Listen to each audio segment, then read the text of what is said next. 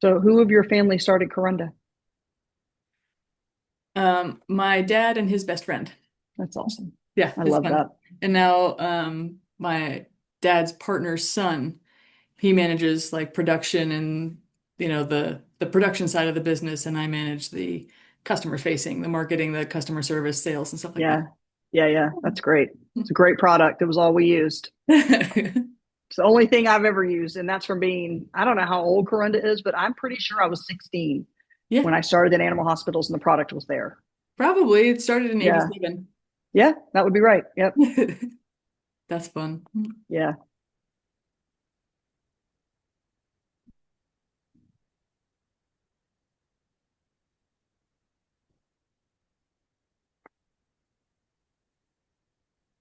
Make sure I turned everything off. Yeah, we're good. I'm gonna mute everyone, and I want to make sure that you are not muted. I think I muted you, so you might have to unmute yourself.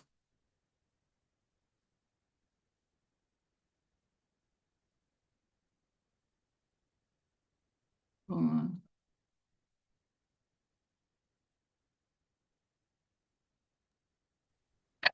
Just talking away. There I we was go. like, she can't hear you, Can't Goofy. hear you. There we go. I found you. Okay.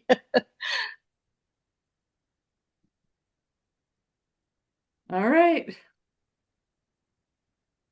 All right. Well, thank you everybody for coming to our pro webinar. I'm so excited to have Amber Burckhalter here with us from the Dog Gurus. I am very excited about this topic. I have a new dog, and I was telling Amber that I can't wait to learn all of the ways I have been misreading his body language for the last 3 months. So You this is know more than you basically, think you know. so this is really just a webinar for my own personal gain. I'm glad that the rest of you were here. Um, so Amber's with the Dog Gurus. The Dog Gurus are a service to help all pet care businesses thrive. They will help you grow in any area that you need help with, whether it's marketing or pet management. Like they have services for any problem that you have and experts with decades of experience to help you manage those issues. They have a ton of free resources. They have an annual virtual summit coming up at the end of September. That's September 24th and 25th. And they have an annual summit that's usually the end of February that I've been lucky enough to attend, and it's incredibly informative. So, if any of you are looking for an educational conference to really help you with some specific business needs, then I highly recommend the Dog Gurus. Amber's contact information is posted in the chat. And if anybody has questions as we go, feel free to post those in the chat and I'll make sure that they get answered. So, without further ado, thank you so much, Amber. Yeah, I'm excited to be here. Yeah, I'm looking forward to this topic. I think people know more than they realize they know. Um, but like Beth said, please jump in. If you have any questions, jump in. I really like my webinars and speaking engagements to be interactive. So I am going to share my screen. Oh, actually, I need to give me 1 second. Well, it worked perfectly when we did it. And now, of course, it doesn't want to work, right? There we go. Okay. Share, share. Okay. Can that, oh, that's not what I wanted to do.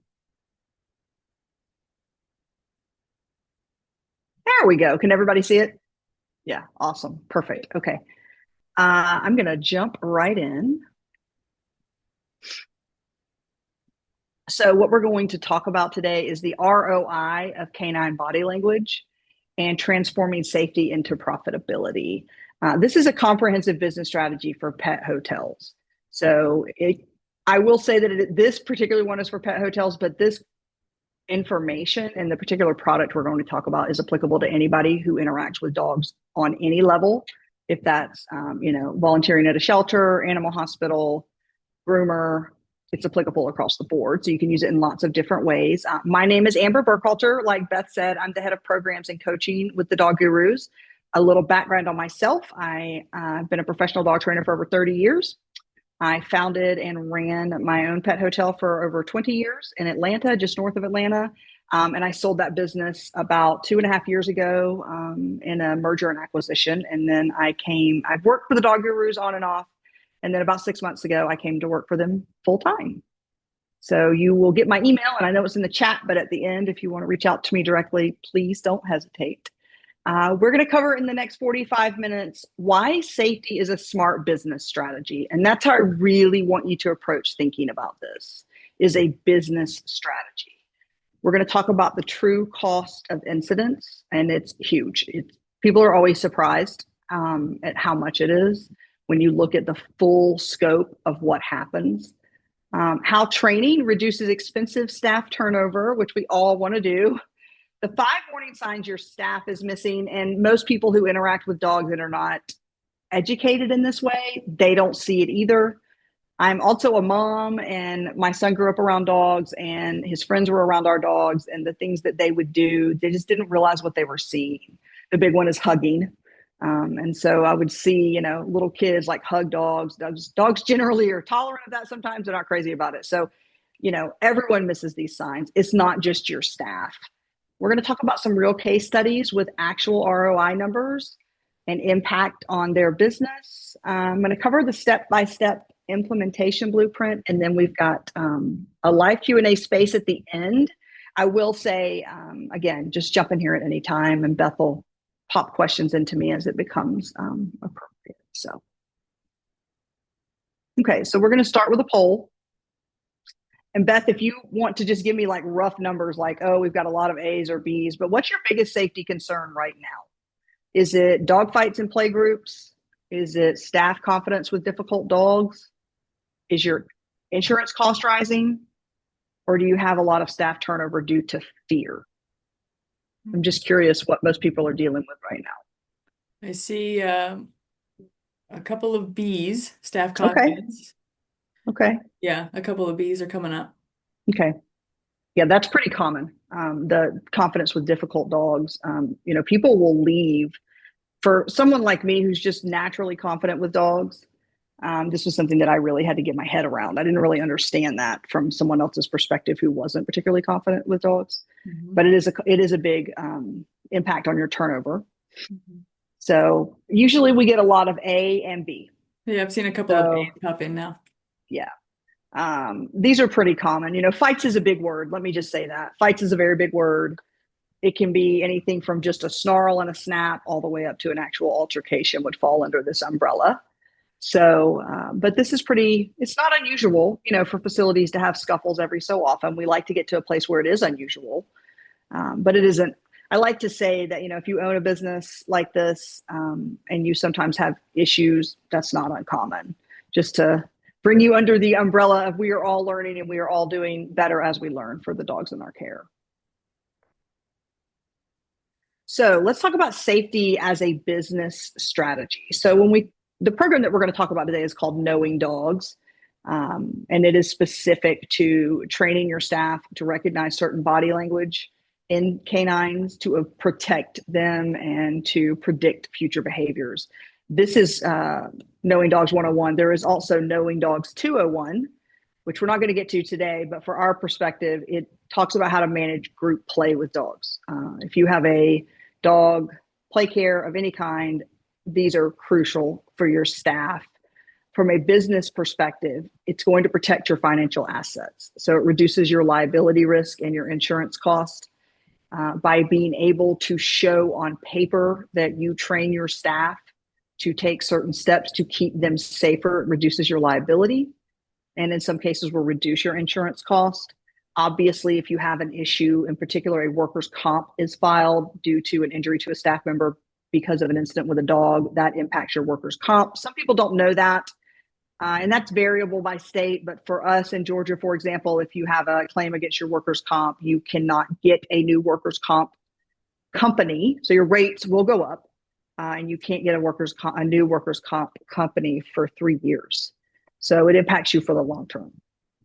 That's just here in Georgia. Every state has its own laws, but generally they're going to fall into that sort of category.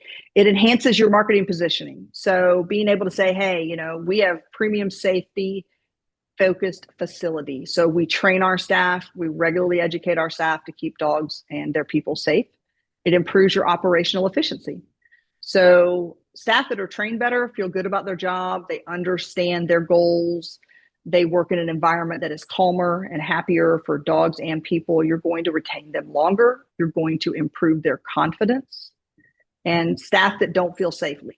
That's really the bottom line there. It's also going to increase your customer lifetime value. So as a customer now, because I no longer have a facility, I see things very differently. And I see it now from a customer's perspective.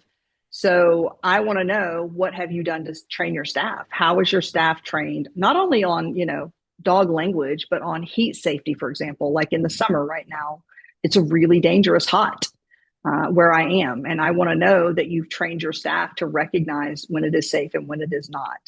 And when I recognize that a facility has taken the time to really educate their staff, I feel like my dog is safer and I can trust them. I don't have to worry when I travel, and it breeds loyalty. Most of us have some sort of vendor, quote, quote, that we work with, either in the pet space or in a different space, that we're very loyal to. Because you trust them. You know they're going to do the right thing for you. That could be a plumber even, but one of the ways that you do that is by increasing the safety of your facility. It also creates a competitive advantage in a robustly growing industry. I tell people, when I started my daycare and boarding facility, which grew out of my dog training company, there were 5 people within driving distance of my building. And it was far. One of those people was like an hour away. There were 5 facilities. And by the time I sold my facility, you could stand in a circle and swing around in a circle and you would hit 5 facilities. The industry has just exploded. So you have to figure out how to make yourself a differentiator, right? What is your wow factor for your business? Well, safety is a wow factor. Like I said, as a customer on this side now, and I am a very well-educated customer, clearly, I'm looking for that though. I am looking for safety. So it can set you apart. It's one of the first things I did when I started touring facilities. I started asking questions. And if I said, what is your safety record, or what is your continuing education for your staff? If they didn't have one, I just went to the next place. So I'm not the only one who's going to do that. People are becoming more and more educated about safety in facilities. So being able to say that you're creating a safe environment is crucial. And it isn't, understanding canine body language is not just about preventing bites. It is also about building a sustainable, profitable business. We're going to talk a little bit about exactly what that looks like for you. So this is the true cost of one incident across the nation. So this is, take into account East Coast, West Coast, et cetera, et cetera. But this is what it is. And this usually shocks a lot of people. So it's almost $60,000. So when you start really breaking it down, the average cost of a dog bite claim has gone up almost 83% in, what is 11 years now, which is substantial. The legal fees on top of claims, if you've ever had an issue, you know what I'm talking about.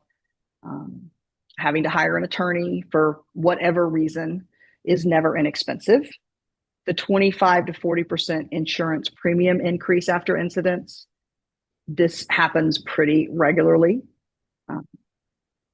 It's not uncommon at all. And then, like I said, in certain areas of the country, you can't then bid out for a different insurance company. So as a business owner, my immediate response would be like, oh, you're going to raise my rates that much. I'm just going to go find somebody else to do business with. Well, there are laws in place that prevent you from being able to do that. So you may be stuck with your workers' comp insurance company, for example, for 3 years at a 40% premium increase, which is substantial. 3 to 5 business days lost per serious incident. So that is employees that can't come to work. And 78% of pet parents will switch facilities immediately. And I, as a pet parent now and not someone who owns a facility, I will tell you that I feel this way immediately. Even though I understand the background of all of this, it is a factor for me. So as you can see, this is a huge amount of money. Most people are really surprised when they look at it that way. And it feels like it might be inflated, but it isn't. So this is your hidden expense of staff turnover. So every time you have to turn over an employee without training. So in our industry, pet hotels that do not train their staff in dog safety and dog canine body language, excuse me, it would be dog canine. It is canine body language. They have a 70 to 80% annual turnover, which is really high. And if you have a facility, you know how difficult it is when you have a lot of turnover.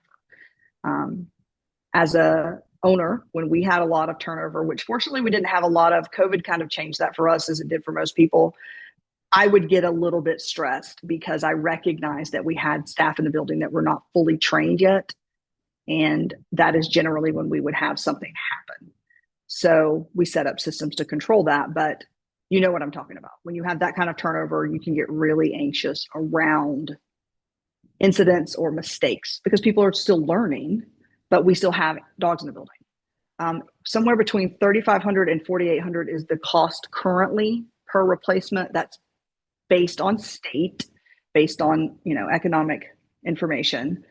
But basically what that means is that every time you have to turn over a staff member, it costs you around $4,500 if you go kind of in the middle of that.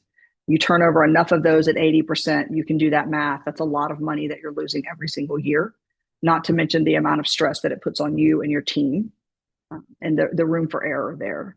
81% of employees will leave if they are afraid of difficult dogs. So if there is an environment where they feel like they have to deal with what they see as difficult dogs, which keep in mind, difficult dogs is a big word or two words, right? That's a big range. What's difficult to Beth may not be difficult to me. What's difficult to me may not be what's difficult to Beth. So that's a big range. If 81% of staff will leave because of their fear of dealing with difficult dogs, then you certainly need to hire correctly. So make sure you're hiring people who want to work with dogs, number one, and maybe have some confidence with dogs, but then you also need to train them so that they understand the steps they can take to keep themselves and others safe, as well as other dogs safe. And it is a management time. Oh my goodness. I mean, this is a time eater. You're having to find people, hire people, recruit people, interview people, train people, and you just keep churning at 70 or 80%. You also will end up with a lot of overtime. It's going to impact your payroll substantially, which is where that $3,500 to $4,800 cost per replacement comes, is having to do shadow shifts, right? So you're basically paying two people for one job for hopefully several weeks if you're able and do train that way, which is what we recommend. With training in our industry, you're looking at a 30 to 40% annual turnover. There's a 65% increase in staff confidence. They are almost 3.5% less likely, or 3.5 times less likely to leave. And you have career advancement opportunities because you can wrap training into how you become, you go level up in your facility. So in order to be a enrichment counselor, for example, you're going to need to take this training. Now you can level up, you can get more money. You can then, be promoted to assistant manager. Like you can have systems in place that encourage people to train. And it also shows them that there can be career advancement. So yeah, this is eye-opening very often. I usually get the questions here. I'm not sure, Beth, do you have any questions that have popped up? No questions yet. Okay. Move on. Okay, so these are the five most missed warning signs. So your staff is missing these critical signs every day. I'm going to talk about three of them here, and then I'm going to show you a picture, and then we'll talk about the other two, and I'll show you a picture again. The number one is the half moon eyes. Most people know what a half moon eye looks like on a dog. This is going to convey anxiety and fear in an escalation pattern. So the dog is going to continue to escalate in fear or anxiety from this place. So if you're seeing a dog with half moon eyes, you can interpret that as long as there are other factors in place. And we'll talk about that in a second, but you can interpret that as something that may escalate. So a dog is a little bit more than 4.5 times more likely to snap if they are approached incorrectly. This is a very clear indicator of an animal that is uncomfortable. And if cornered or trapped in some way in particular, is more likely to snap out and maybe make contact. Body stiffening, this is preparation for action. And there are, ins and outs about this. We're not going to get into the nitty gritty of it, but, not only is it body stiffening, it also has to do with positioning while they're body stiffening, leaning forward, body stiffening, leaning back, body stiffening. If you take your half moon eyes and you combine them with body stiffening, you can start to, in your mind, visualize the kind of situation that if you as a employee or a team member do not understand what you're looking at, this will escalate quickly. 68% of bite incidents are preceded by this signal. That is substantial. My entire career, essentially, most 25 years of my career as a dog trainer was animal behavior. That's what I did most of. The jump from body sniffing to actually bite is microseconds sometimes, depending on the dog. But you can see it coming when you see this half moon and a dog that gets stiff. Like, those are very clear indicators that whatever you're doing, you need to stop and reevaluate. Give the dog space. And displacement behaviors. So this is stress self-soothing behaviors. And 82% of conflicts can be prevented with intervention here. So let's talk about this for just a second. Beth and I were chatting just before we started. She has a new rescue dog that she got about 3 months ago. We were talking about lip licking and what that indicates. And we were also, if you don't know, lip licking can indicate stress in a dog. A lot of times if they look away and they start licking their lips, if they do a lot of slow eye closing, those are indications of stress in a dog, or they're stress signals. They're trying to alleviate any stress that's happening. They don't want any kind of conflict. So these are called displacement behaviors. Scratching, chewing on their feet, something like that. Maybe they walk away, start sniffing the ground. Maybe they start eating grass. These are all called displacement behaviors. There's a list of these. We're not going to get into all those today, but these behaviors are done by a dog to communicate, I am stressed, but I do not want conflict. So you can see how this is different than half moon eyes or body stiffening. So the other factor of this is that you want to take into account the full picture. So if your dog is, sitting next to you and looks up at you and licks their lips, that does not necessarily mean that this dog is stressed. You have to take into account the entire context of what is happening. The example that Beth gave was, maybe I'm holding a piece of bacon. Absolutely. Maybe you're holding a piece of bacon. So, don't assume just because you see one of these, that's what it means. You want to get a full picture of what you're looking at before you really can interpret anything. And I always say, we're interpreting action. We don't really know what's going on inside of their minds. We unfortunately have not yet quite figured out how to read their minds, but we can come pretty close using these cues, these triggers. So this is an example. This is pretty easy to see. The dog is hiding, has half moon eyes, is very still. Now the ears are back. I don't know if the ears are back because he's under a piece of furniture and is pushing his little ears down. Like, I don't really know, what was going on beforehand here. The next thing you might see is a dog who, if you gave him space or her space, may start licking her feet or scratching her ear or shaking it off like she's wet. If you did not give space and you came forward and maybe attempted to remove the dog from where he or she was, these are pretty clear indicators that some dogs are going to bite or snap at you. It depends on the dog. That's the thing to know, is it always depends. It depends on the dog. It depends on the situation, the environment, the handler. There are lots of differing variables here, but as a general rule, like you saw in the previous slide, stiff, half moon eyes, displacement behaviors. The stiffening one is key. That number is really large, that many incidents occur after that. So I think it's good to get a visual representation of what we're talking about here. So the next two we're going to talk about is stress versus play panting. So this can indicate psychological distress. So sometimes people will see a dog panting, they're like, they're tired. No, they're stressed. Often this has to do with the way they are panting.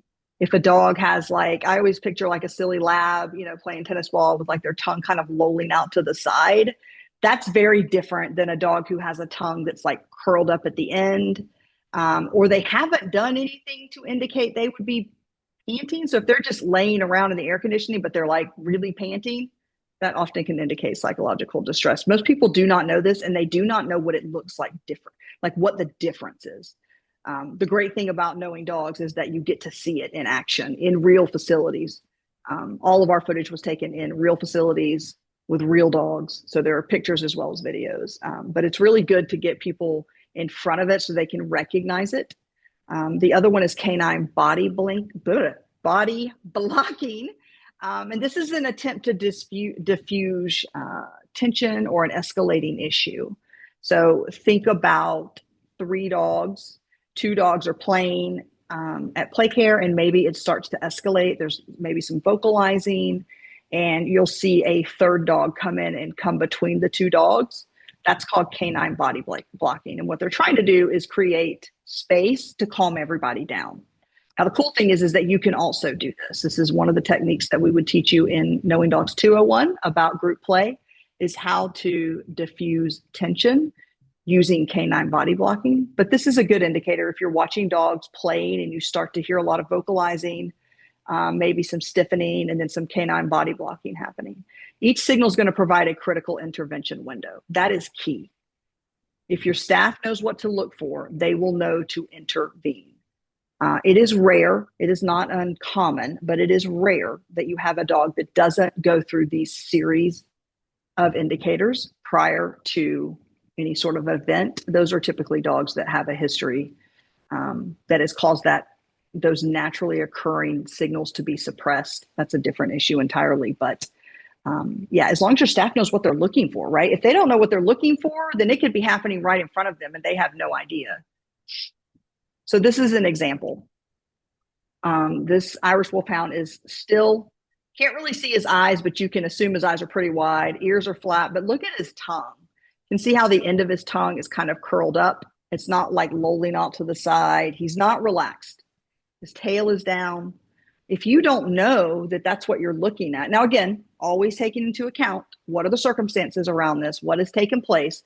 But for our discussion, we can look at this picture and think, okay, yeah, there's probably something going on here. He's looking at something, or he's trying to avoid eye contact with something.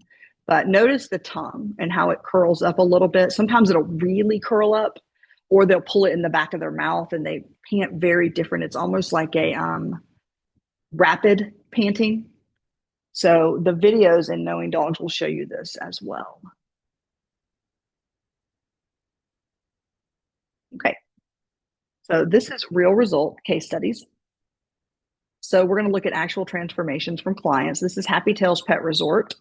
So Happy Tails, before they went through the trainings, had 12 incidents in 1 year, which to me is high. They had an 85% staff turnover. So if you do the math around that, that's a lot of money very quickly. It's going to impact your revenues at the end of the year, like your net revenues, how much money is actually made by the facility at the end of the year. Not that that is the only indicator of success in a business, but it is an indicator as to whether or not a business can continue to operate and be part of the community and be there for their clients and their dogs. They had a 35% insurance increase, which is high, but common, and a 65% occupancy rate. So what this means is that they were not full. Most likely, they would not be full because they have a reputation. So we all live in the world of social media, the obvious social media, Google reviews, Yelp, Facebook, Instagram, et cetera, et cetera. But there are also the, HOA, private groups, or next door, or just people chatting at the animal hospital or people chatting at the dog park. I myself live by a national forest and walk my dog there every morning and have had many conversations with my neighbors around safe and not safe places for your dog to go. So this happens, right? And it will affect your occupancy rate. People are not going to take their dog somewhere where they hear that there are lots of incidents happening in 1 year. I have a question, if you have a minute. Yeah, absolutely. So when you're talking about training staff, for implementing that, are you saying that there are courses that you should have staff take, or are you talking about like my manager will then train new staff? Is that the kind of training? So I'm just curious about the cost of training Mhm. and the variety of what that expense is compared to the cost of, that's almost $60,000. That's obviously going to be a lot more. Right. I don't know if you're saying like they should be certified in certain ways, or if it just means have somebody teach them on site. So, I mean, that's a great question. Number one, the way that our program works is they are trained on site. So there are three different. If you have a staff member, they come in. There are three different parts to that training. So part number one is our videos and assessments. So as part of, let's talk about Knowing Dogs 101. Amber comes in as a new team member. She sits down. She takes a pre-course assessment that gauges what I know about dogs and dog behavior. I then go through all the modules of Knowing Dogs 101. In those modules, there are also assessments. So at the end of module one, I take an assessment. I have to pass at a certain rate before I can go to the next one. And that includes like videos and pictures and identifying what I'm looking at. And then at the very end of the course, there is going to be a Knowing Dogs 101 assessment that I need to pass. That information is shared with whoever you have delegated this to on your team. If that's you, great. If it's a manager, great. It's in the software. So you can pull it up. Oh, Amber got an 85% on Knowing Dogs 101. This is great. Now, the second part of that is what we call on the job training. So we highly recommend that you do shadow shifts. And we're going to cover in a few slides, we'll talk about how long it should take you to roll this out. But shadow shifts, for example, if I've come in and I'm going to be working with small dogs, if you have a small dog group. So I would shadow along with usually a manager because they're going to have the most experience. They're also going to understand the SOPs for your business. So that's part two. And those occur at the same time. So you would have a staff member who maybe did the videos and the assessments before their shift. And then they start their shift. And as part of that shift, they shadow with a manager with small dogs that day. So the training is happening simultaneously. The third part of that is your SOPs for your business because every business has different SOPs, right? So what your handbook tells your employees to do or how to handle this, that, or the other. So all three of those are going to come together in this training. They're happening simultaneously and combined, they will give you the results that we're talking about here. Okay. Does that make sense? Yep. Yeah. Okay. So after training, and we're going to talk a little bit about the ROI with that too. So they had 0 incidents for 14 months, which is huge. A 32% staff turnover, which is pretty standard. 12% insurance reduction, and an 85% plus occupancy and waiting list. So obviously they marketed what they were doing.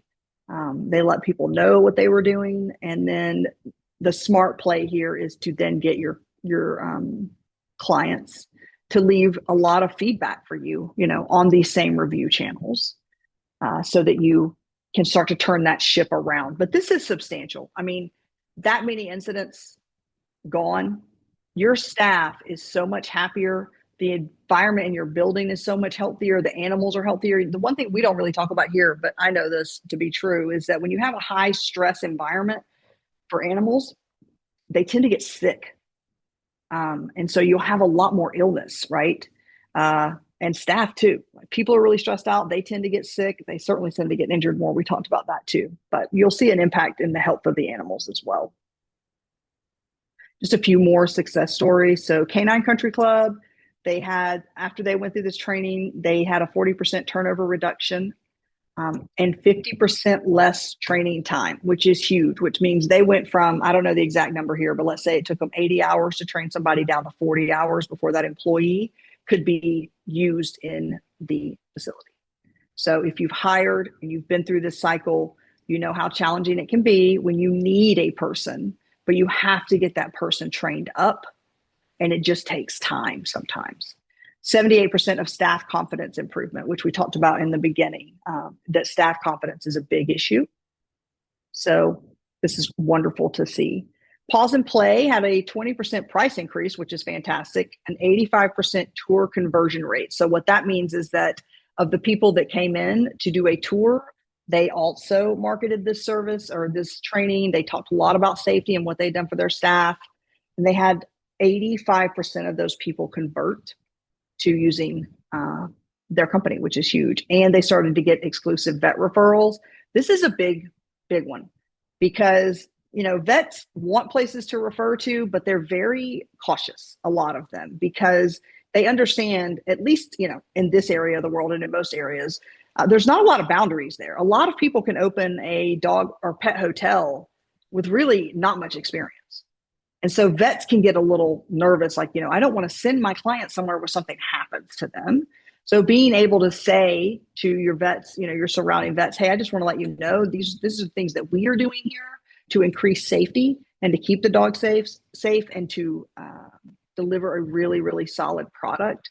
They are going to also feel good. And vet referrals are like gold in this business. If you get vets who are on your team, that is gold. The common thread here is that training transforms both safety and profitability. Okay.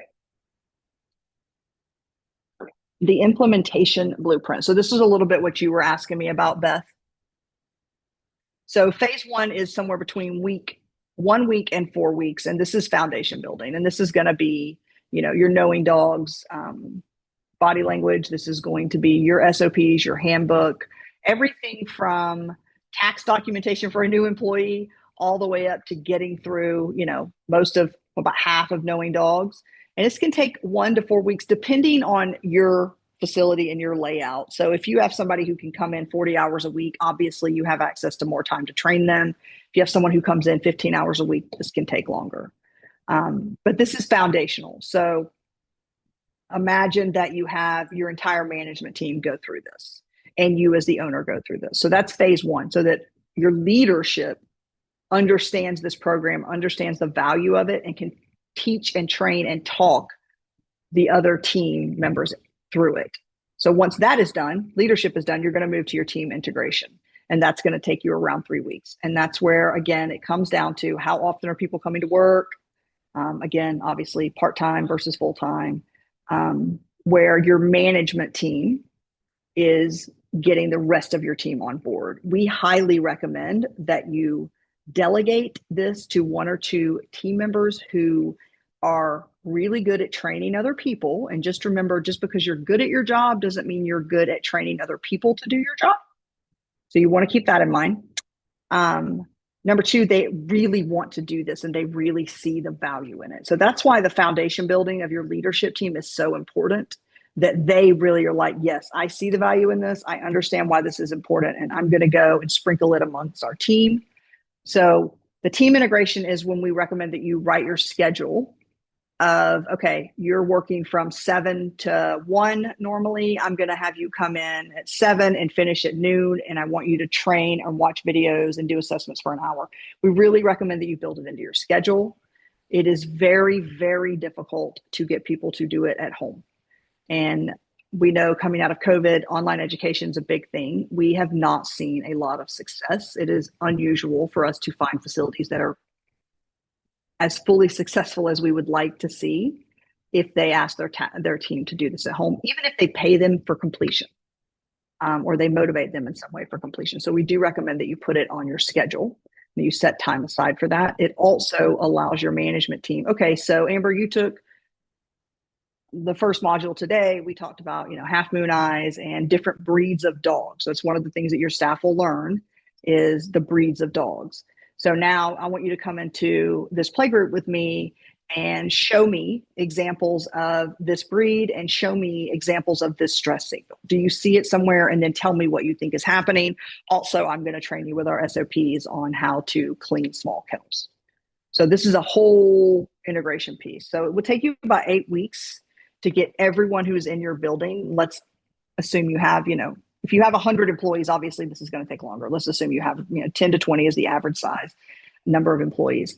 And then you have 3 to 6 months to get to operational excellence. So what this means is that now we've hired new people. We're integrating them in the training as well. We're watching our team really implement what they've learned and creating consistency across all of our channels that way. So to get you all the way to operational excellence is somewhere from 3 to 6 months, which again, comes down to how often you can do this and how often you can have your team there. This is not an overnight learning. It requires hands-on. Working with animals requires you also have a hands-on piece to get to where you really want to get to for a care with your crew. Continuing an implementation blueprint, we would love, we like to certify our core team as champions. So when we talk about delegating this out, the team members that you're delegating it to, you want to make sure that everyone knows that. And then as people complete it, you really, really want to encourage let me say that again. You really want to make sure that you let everyone know that they've completed it. There are certificates that you can print out. You can put it on your social media. We really encourage you to do that. Establish a baseline metrics for comparison. So let's say on June 1st, that's 6 months-ish, 5 months. So we go back and look at the first half of the year. How many issues have we had? And that can be, dog snapping all the way to a scuffle. We've had 5. Let's go through this training. And then December, let's do another one. How many have we had? So you can establish baseline metrics for your company, and that's based on what it is that you do every day. It's going to be different, right, for other people. Some people, it may just be that the dogs are not showing signs of fear. Maybe it's that, we don't have any staff injuries. You can set those, but establish them before you start so you have a really good comparison. Roll it out to all of your staff with a buddy system. So ideally, again, we would do this leadership training where they all go through Knowing Dogs 101 and 201, let's say, and now they are going to be assigned to a staff member as a buddy system and implement a continuous education system. And this is a different discussion, but I do want to mention it here. One of the key reasons that we see turnover in our teams is they don't see the opportunity for advancement inside your company. So they think, oh, I'm always going to be, in this position, fill in blank, whatever that position is. Part of retention is showing them how they can advance in your company. And part of advancement is continuous education. So you don't just take this program and it's done. That's not what we recommend. We do recommend that, you continue to educate your team. Sometimes you can go back and review it. You can also use video from your own facility and staff meetings, for example, to say, hey, let's look at this. Where did you see this? Where did you see that? So you want to continuously educate your team, and wrapping that into career advancement is also going to impact your retention. So this is your ROI. So your typical facility investment versus your return. The investment's $6,000 for the first year total cost to get your team trained, let's say. The return on that, we were talking about this earlier, Beth, you can see the return on that. $166,413 is your potential return. So the return is there. And it's easy to see that when you start thinking about how many people, turn over or incidents, medical bills, vet bills. I mean, you start really tracking that stuff. Most of us track it on paper. Some of us also track it in our head. So you just kind of have this mental game where you're like, okay, we're up to so-and-so amount of dollars now. And it's real easy to see how, we can implement this training system and it's really going to give us a nice ROI. All right, the Knowing Dogs program. This is video-based instruction with real-world examples. So our videos are real dogs in real facilities. Interactive assessments to verify understanding. So we want to make sure before we move to the next step that your team understands this step, and the assessments are graded. And then you can track it inside the software as well. So they can't go, I believe it's 75% or maybe 80%. We made a little bit of change. So it's in that window before they can advance to the next one. I think it's 80 actually. Facility-specific implementation guides. So there are guides included in the program to help your person, whoever you delegate, to implement it. So we call it the leader channel. So if you came to work for me, I would, my training leader is Beth. Beth has access to the leader channel that also teaches her how to implement with the team. Staff training materials and verification systems are set up. Marketing resources to leverage your certification. So as your team goes through it, you can print out certificates, you can post on social media, you get digital tags to do that. I highly recommend you take pictures of your team, going through this education. When they finish it, you really, really can put this out there. And everyone is struggling to get their team trained. So it's not just you. So this can really become your wow or your differentiator. Ongoing expert support from industry leaders.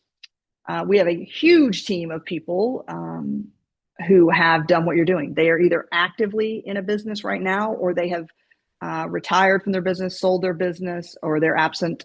They have a team in place now to run it, so they don't have to be there every day. So you get support from industry leaders and community access to certified professionals. We have office hours every month, for example, for knowing dogs that you can call in and talk to me. It's actually me, with problems or how do I implement or any of that kind of thing as well. Specifically designed for a professional pet care environment. So this is not general dog training. So a lot of times we'll hear people go, well, we teach our people how to train dogs. That's not what this is about. This is different. This is how to see a dog for what is actually happening, right? So why would you want to implement it now? Insurance costs continue to rise. We all know the numbers are going up. It is your competitive advantage, like I said, right? Competition is increasing, and differentiating yourself amongst competitors is critical. There is a labor shortage, particularly post-COVID. Things have not fully bounced back. It is difficult to get staff. It is difficult to retain staff. You do not want staff who feel unsafe. They are definitely going to exit. You saw earlier, it's in the 80s, the number of people who will leave when they don't feel safe.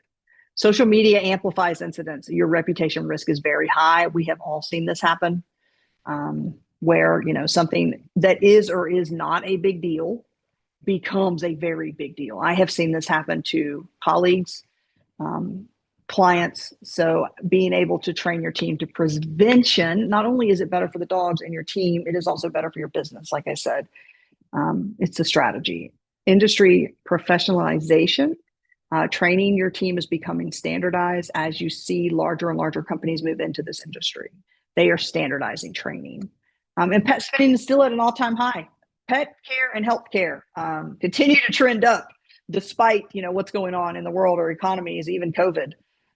So there are premium pricing opportunities here as well. So common concerns that we hear: we don't have time for training. So if you think about it this way, one incident consumes 3 to 5 business days, and prevention or training your team only takes 2 to 3 hours per employee. So staff, they're just going to leave anyway. This is a big one.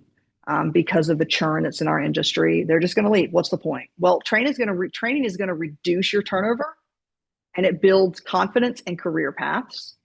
And we're already doing fine.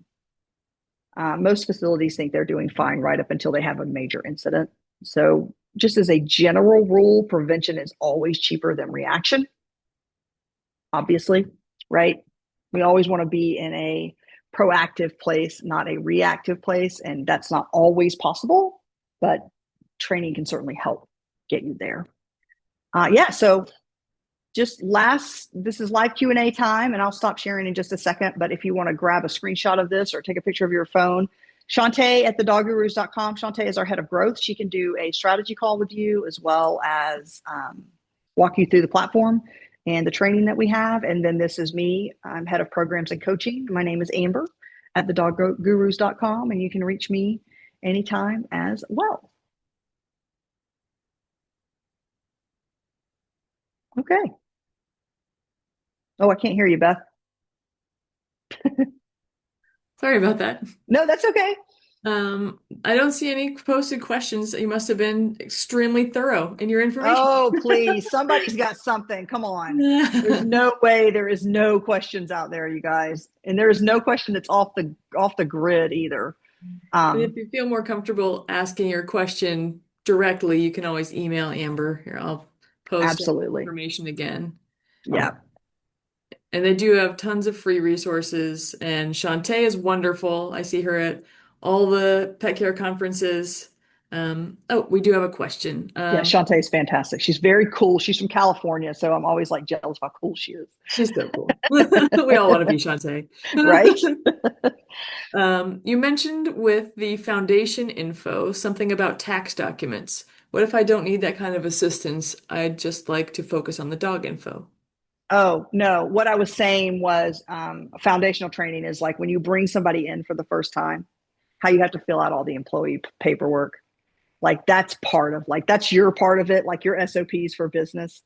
So if I hired Amber and Amber came to work for me on day 1 and 2, maybe your SOPs for your business are fill out all this employee paperwork and it includes their tax documents. And we're going to go over here and start knowing dogs today. So So all the that's really training. company driven. Knowing dogs has no tax information. In fact, I don't think we have tax information in anything because it's so varied based on states. So no, it is literally just about the dogs. That is it. The difference between 101 and 201 is that 101 is just about dog behavior, solitary dog behavior. 201 is about group dynamics.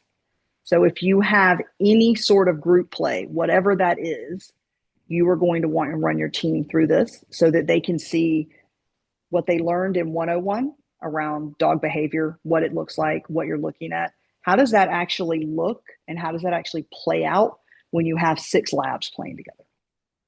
And do those courses teach first recognition of the body language and then also what to do once you Yes. start recognizing it? Yes. So the 101 is recognition of Uh-huh. the behavior. And then 201 is what do I do? So I'm in the yard and I see these dogs and things are starting to vocalize. That's usually what will happen is you'll see some vocalization at first, right? And then you look over and you see a dog that's got big eyes, maybe they're stiffening. What do I do? And so not only does it talk about what you should do, they actually have examples of other facilities and staff members actually doing what they should have done to stop something before it escalated. The other thing about the Dog Gurus is we're a purely positive reinforcement company. So there's no aversion training at all. All of this can be done without having to use any sort of positive punishment towards the dogs at all. And a lot of times we get people are like, that's not possible. It is possible. I had a very large facility. At times we had over 150 dogs in our facility on days. Summer, for example, we were a positive reinforcement company and we managed our yards this way. It is possible. You just have to know what you're looking at and you have to know how to do it. And this is very easy things. I mean, they're not like, really complicated. You just need to learn it. You just have to see it in action. Mhm. Okay. Right. Yeah. Because we all learn different. Some people learn by reading, some people learn by watching, and some people learn by doing. So our programs are built to do all three. Mhm. So we grab every single learning style. I imagine it would be difficult to explain what to do once you recognize the situation without it turning into some kind of dog training. Does that get difficult? So for me, dog training Yeah. means I'm teaching dog behaviors, Mhm. right? So at its lowest level, let's say it is sit, Mhm. right? Um, what this is okay, I see 2 dogs over here vocalizing. What do I do Mhm. physically? What does that look like? How do I communicate with this animal or animals, to calm down? Everything is okay. Mhm. Um, how do I get them out in the timeout situation, for example, that type of thing. So Mhm. they are very different. Now, I will say part of 201 and what we would love to see, and we don't always see, and this is something that that's sort of more of a business thing, but it's great if we have dogs that know their name, number one, and everyone laughs when I say that. But if you've been in this business a long enough time, you know that dogs sometimes don't, young dogs in particular, maybe there's 3 or 4 people in the house, they get called 17 different names. They don't really know, who Fluffy is. So if you can get name recognition and sit, you can use those very, very basic training skills or yes, training skills to help manage your yard. So yeah, there is going to be some crossover, but it's nothing like advanced dog training, nothing like that. It's very easy and my son went through this when he was little. Like I haven't really found anybody who can't do it if they want to do it. So if I wanted my 2 kids to take this class, I could have How them do old are they? They will be 9 and 11 in August. Absolutely. And I would highly recommend it. Yeah, I Yeah. might actually. And Yeah. it's been fun teaching them as I see it because what I'm really teaching them is self-control, self-restraint rather than, Yeah. Yeah. how to interact with a dog. It's more like he's telling you he doesn't want that right now. Yeah. And you have to respect that whether you want to Yeah. or not. Yes, the control of impulsivity in young children, and research suggests that kids under a certain age don't even realize that it's actually alive, right? Oh, They kind of still interesting. see it as a stuffed animal, even though it's breathing and moving. They don't really make they just cognitively can't make that Right. jump yet. So, Interesting. yeah, Yeah, I yeah, might actually look into this for my kids. I think it's a great idea. Yeah. Wonderful. Absolutely. Well, thank you so much, Amber. You're This was welcome. fantastic. I really enjoyed this. Um, Absolutely. I and am glad. I'm glad we were able to make this happen. It was a good time. and for everyone here, we can also, well, I'm going to post the recording of the video and we'll share it through the email list the same way that you found out about the webinar in the first place. And then you can explore the other webinars that we've had. And if you feel like sharing that with some other people you think it would be helpful to, then that would be great too. So thanks again for everyone for coming. I really enjoy having everyone here. Bye. Thank you, Amber. Yep.